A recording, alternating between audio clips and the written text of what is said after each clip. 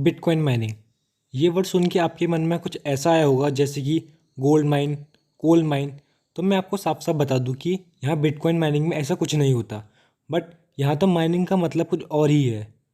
यहाँ माइनिंग का मतलब है कि एक ऐसा प्रोसेस जहाँ कंप्यूटर पावर का यूज़ करके ट्रांजैक्शन को प्रोसेस और वेरीफाई किया जाता है, और जो लोग इस काम को करते हैं उनको एक ही सिस्टम में सिंक्रोनाइज्ड किया जाता है। बिटकॉइन एक डेटा सेंटर की तरह है, बट एक डिसेंट्रलाइज सिस्टम है जिसको कि दुनिया भर में बैठे माइनर्स कंट्रोल करते हैं, और यहाँ कोई एक अकेला आदमी इसको कंट्रोल नहीं करता। और जो माइनर इसको प्रोसेस कर देते हैं उसको रिवॉर्ड के तौर पे एक बिटकॉइन मिलता है। चलिए मैं आपको एक एग्जांपल से समझाता हूँ कि क्या है ये बिटकॉइन माइनिंग। सपोज़ कीजिए कि एक पर्सन को दूसरे पर्सन को ट्रांजैक्शन करना है बिटकॉइन में। तो जो पहला वाला पर्सन है वो तो सिर्फ अपने फ़ोन में एक क्लिक करेगा और उसकी तरफ से तो बिटकॉइन चला जाएगा। बट दूसरे आदमी तक पहुंचने से पहले कुछ लोग उस प्रोसेस को वेरीफाई करते हैं, जिसमें बहुत टफ मैथमेटिक इक्वेशन को सॉल्व करना पड़ता है। और जो आदमी उन इक्वेशन को सॉल्व करते हैं उन्हीं को ही बिटकॉइन माइनर्स कहा जाता है। आप सोच रहे होंगे कि इन लोगों ने तो सिर्फ एक इक्वेशन को ही सॉल्व किया है, बिटकॉइन कहाँ माइन किया। तो मैं आपको बता दूं कि जो माइनर सबसे जल्दी इक्वेशन को सॉल्व करता है उसको रिवॉर्ड के रूप में एक बिटकॉइन मिलता है, और ऐसे ही न्यू बिटकॉइंस जनरेट होते हैं।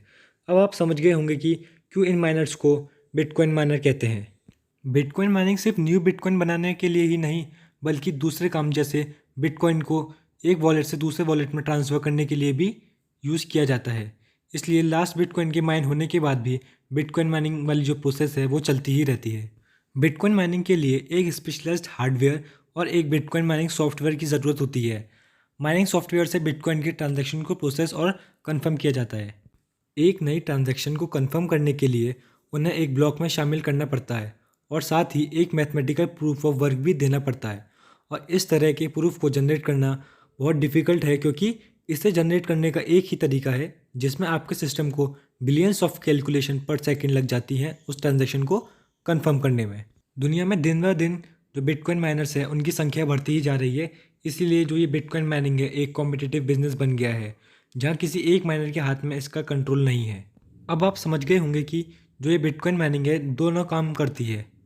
एक न्यू ट्रांजैक्शन को ब्लॉकचेन में ऐड करती है, और दूसरा न्यू बिटकॉइंस को रिलीज़ करती है। आई होप कि अब आप समझ गए होंगे कि बिटकॉइन माइनिंग क्या है और कैसे काम करती है। अगर आपको ये वीडियो अच्छी लगी तो वीडियो को लाइक कीजिए, और ऐसी ही वीडियोज़ के लिए हमारे चैनल को सब्सक्राइब करें।